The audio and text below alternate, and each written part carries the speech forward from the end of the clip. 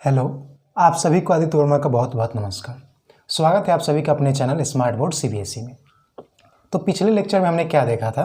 पिछले लेक्चर में हमने ये पढ़ रखा था कि आखिर मैटर इन आवर सराउंडिंग्स में क्या क्या हमें पढ़ने हैं। जैसे कि फिजिकल नेचर हमने देख रखा, फिजिकल प्रॉपर्टीज़ हमने देख रखा कि सॉलिड, लिक्विड्स और गैस होते हैं, और फिर हमने देखा कि इसके केमिकल नेचर के हिसाब से हमने बांट रखे हैं एलिमेंट्स, कंपाउंड्स और मिक्सचर्स में।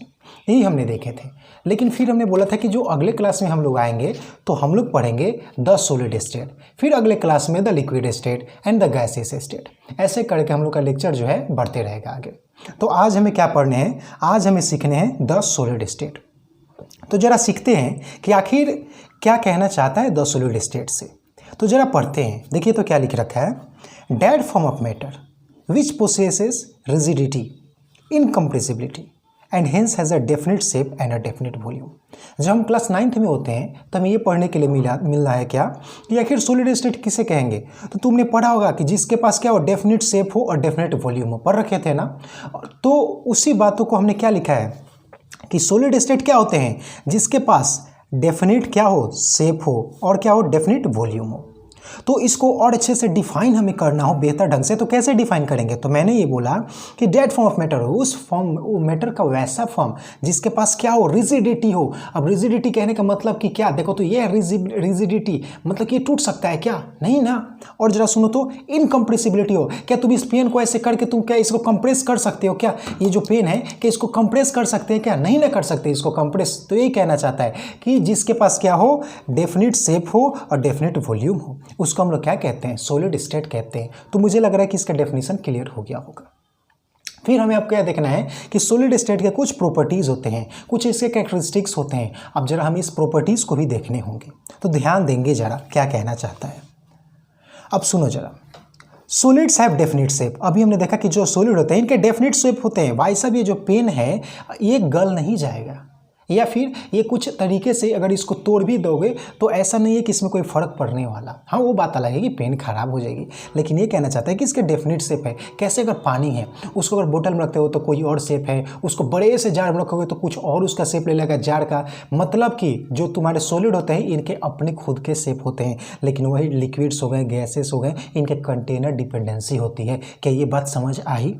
अब जरा सुनो, solids have definite shape, distinct boundaries and fixed volumes. इनके जो बाउंड्रीज होते हैं डिस्टिंक्ट होते हैं, मतलब कि बाउंड्रीज नहीं बदलने वाले। ये जैसे कलम है तो इसका फिक्स्ड है कि हाँ इतना ही दूरी है कलम का। जैसे ये नोटबुक है तो फिक्स्ड है कि इतना ही दूरी है तुम्हारी इस नोटबुक का। कोई कलम है, कुछ भी जो भी तुम्हारे आसपास दिखाई दे रहा है, अगर सॉलिड्स है तो फिक्स्ड है क्या कि उसका जो शेप है वो फिक्स्ड रहने वाले हैं, डिस्टिंक्ट बाउंड्रीज में रहने वाले हैं। तो मुझे लग रहा है कि ये बात क्लियर हो गई होगी। अब जरा सुनोगे, और इस कारण से हम लोग कह सकते हैं कि जो अपने पास सॉलिड होता है इसके पास क्या होती है, नेग्लिजिबल कंप्रेसिबिलिटी होता है। मतलब कि क्या कहना चाहते हैं इस बात से, जरा फील करो इस बात को। क्या कह रहा है कि सॉलिड्स के पास नेग्लिजिबल कंप्रेसिबिलिटी होता है। कहने का मतलब क्या कि तुम सॉलिड को ऐसे कंप्रेस करके किसी कंटेनर में पूरे जमा करके जैसे तुम लोग एलपीजी को रखते हो, गैसेज है, क्योंकि उसके पास हाईली कंप्रेसिबिलिटी होता है। क्या तुम वैसे सॉलिड्स को रख सकते हो क्या? बोलना मेरे भाई, ऐसे रख सकते हैं? बिल्कुल नहीं रख सकते हैं। तो वही कहना चाहता है क्या कि जो सॉलिड होते हैं, सॉलिड स्टेट, उनके कैसे होते हैं, नेग्लिजिबल कंप्रेसिबिलिटी होते हैं। उसको कंप्रेस नहीं कर सकते हो। समझ आई ये बात? सेकेंड जरा प्रॉपर्टीज देखोगे क्या, solids have a tendency to maintain their shape when subjected to outside force.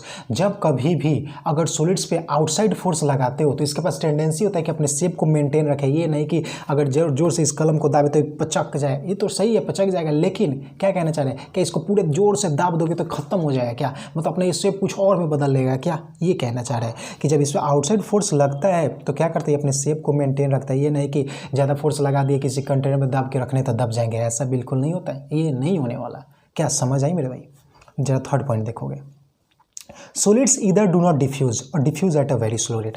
देखो जैसे कि तुम एग्जांपल लो, अगर ये दो कलम है अपने पास, ठीक है, दिखाई दे रहा है, तो क्या ये एक दूसरे में डिफ्यूज कर जाएंगे क्या? नहीं ना हो पाएगा, ये डिफ्यूज नहीं हो सकता है। लेकिन कैसे पॉसिबल है फिर? जैसे तुम क्लास में जाते हो, स्कूल में जाते हो, तो जरा इस एग्जाम्पल को तुम ट्राई करना कि जो अपने पास बोर्ड्स होते हैं उस पर क्या करना, कहीं पे ना एक छोटे से कोने में, तुम्हारे टीचर ना देखे ये भी जरा ध्यान रख लेना, कहीं पे कोने में क्या करना, चौक लगा करके ऐसे थोड़ा सा छोड़ करके तुम कुछ दिन के लिए छोड़ देना।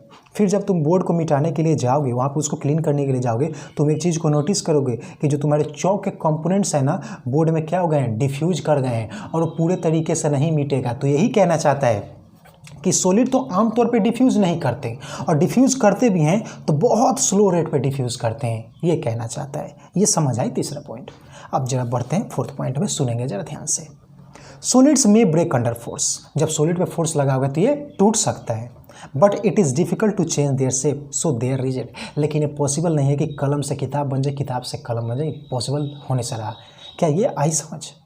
अब जरा फिफ्थ पॉइंट में बढ़ते हैं। जनरली इस बात को ध्यान रखना, और तुम जानते भी हो, क्या ही बताएं इस बारे में, कि जो सॉलिड्स होते हैं इनके हायर डेंसिटीज़ होते हैं। तुम अगर कंपेयर करते हैं लिक्विड से या फिर गैसियस फॉर्म से, सॉलिड्स से क्या होते हैं, हायर डेंसिटीज़ होते हैं। ये बात क्लियर हुई। अब तुम्हें लगता होगा कि डेंसिटी से आप क्या कहना चाहते हैं, डेंसिटी क्या है? तो जरा सुनो ध्यान से। डेंसिटी क्या कहलाता है, मास अपन वॉल्यूम। ठीक है, तो जो अपने पास सॉलिड्स के डेंसिटी होते हैं ना वो हायर होते हैं, किससे, लिक्विड से और गैसियस फॉर्म से। तो मुझे लग रहा है कि तुम्हें ये जो पूरा 10 सॉलिड स्टेट था कंप्लीट समझ आया होगा। तो नेक्स्ट लेक्चर जो भी होगा हमें द लिक्विड स्टेट होगा, द गैसियस स्टेट होगा। समझ आया? जरा एक बार देख लो हमने क्या क्या पढ़ा। 10 सॉलिड स्टेट में हमने ये देखा क्या, कि वैसा फॉर्म ऑफ मैटर जिसके पास रिजिडिटी हो, इनकम्प्रेसिबिलिटी हो, या फिर तुम डायरेक्ट कह लो कि जिसके पास डेफिनेट शेप हो और डेफिनेट वॉल्यूम हो, उसको हमने क्या रखा था, सॉलिड स्टेट। फिर हमने देखे कुछ प्रॉपर्टीज़। पहला प्रॉपर्टीज़ था क्या, नेग्लिजिबल कंप्रेसिबिलिटी, और दूसरा हमने देखा कि जब कभी भी उस पर आउटसाइड फोर्स लगाते हो तो अपने शेप को मेंटेन रखता है। तीसरा प्रॉपर्टी हमने ये देखा कि जो सॉलिड होते हैं डिफ्यूज़ तो नहीं करते हैं, लेकिन अगर डिफ्यूज़ करते हैं तो बहुत स्लो रेट पर डिफ्यूज़ करते हैं। ये आया समझ? फिर हमने फोर्थ पॉइंट में ये देखा कि जो सॉलिड्स होते हैं ना फोर्स लगाने के कारण से अपने शेप को बदल नहीं सकते हैं, और बहुत ही डिफ़िकल्ट होता है बदल पाना, इसलिए उसके पास कैसी प्रॉपर्टी होती है, रिजिडिटी की प्रॉपर्टी होती है। और लास्ट पॉइंट हमने फिफ्थ पॉइंट ये देखा कि जो सॉलिड्स होते हैं इनके हायर डेंसिटीज़ होते हैं, किससे, लिक्विड फॉर्म से और गैसियस फॉर्म से। और हमने ये देखा कि डेंसिटी से क्या कहना चाहते हैं, तो डेंसिटी से हम ये कहना चाहते हैं क्या, मास पर यूनिट वॉल्यूम, वही तुम्हारा क्या कहलाता है, डेंसिटी। और देखो मैंने ये भी लिख रखा है। तो मुझे लग रहा है कि पूरा का पूरा टॉपिक द सॉलिड स्टेट तुम्हारा क्लियर हुआ होगा। नेक्स्ट क्लास में मिलेंगे हम लोग द लिक्विड स्टेट के साथ। तब तक के लिए बने रहे मेरे चैनल के साथ। Very very thank you. फिर से मिलेंगे।